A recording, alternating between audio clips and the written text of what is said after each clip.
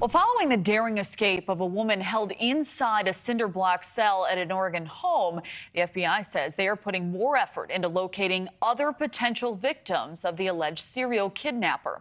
Authorities say the woman who escaped was taken from Seattle to Southern Oregon. And NewsNation's Nancy Liu is live in Seattle with exclusive details regarding how her harrowing journey began and how the FBI says it may have gotten much worse. So, Nancy, what have you learned?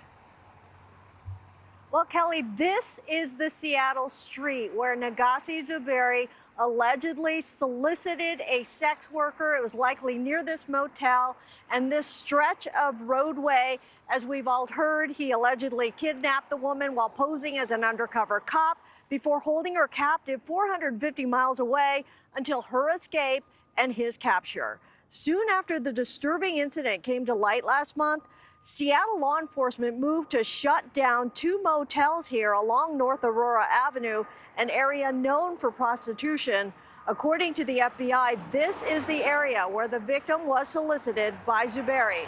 A store worker along North Aurora tells me there were typically 30 to 40 girls working both sides of the street every night. Now there are just a few, and none of the women I spoke with knew the kidnap victim.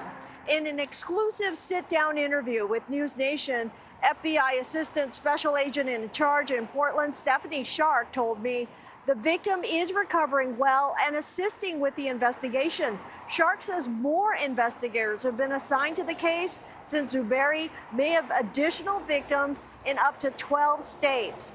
Based on information and evidence already collected so far, the FBI believes a serial predator is off the streets. We have made daily progress on this investigation to include identifying victims, to identifying some sites where we can obtain some evidence and widening the search and the connections with law enforcement throughout the country. His behaviors have indeed been escalating based off of the information that we've identified as to where he was going with these behaviors. There is only reason to indicate it would have continued to escalate and that this was not the start of it, and this was definitely not the end. While Zuberi remains in custody, the whereabouts of his ex-partner is unknown. In a local TV interview, the mother of Zuberi's children defended him, claiming the cinder block cell at the Klamath Falls home was for subleasing and extra income.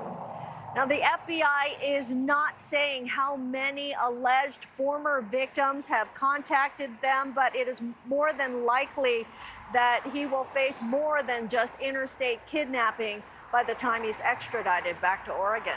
Kelly? All right. Excellent reporting as always. Nancy Liu, thank you so much. Thank you for watching. Go to newsnationnow.com to find NewsNation on your television provider. And don't forget to click the red subscribe button below to get more of NewsNation's fact-driven, unbiased coverage.